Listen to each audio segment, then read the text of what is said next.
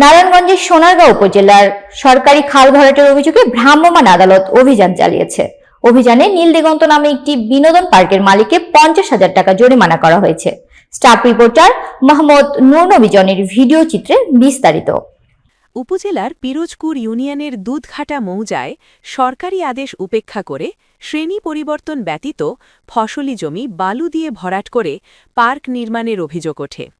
অভিযানে উপস্থিত ছিলেন উপজেলা সহকারী কমিশনার ভূমি তাওফিকুর রহমান, নারায়ণগঞ্জ জেলা পরিবেশ অধিদপ্তরের কর্মকর্তা, হোসেনপুর ভূমি অফিসের তহসিলদার হাবিবুর রহমান মুন্সি, কম্পিউটার অপারেটর আতাউর রহমান এবং সোনারগাঁ থানা পুলিশ। ভ্রাম্যমাণ আদালত জানিয়েছে, সরকারি খাল বা জলাশয় ভরাট করা হলে তা পরিবেশ, পানি নিষ্কাশন ও আশপাশের জনজীবনের জন্য ক্ষতিকর, তাই এই ধরনের অপরাধ দমন করা হচ্ছে।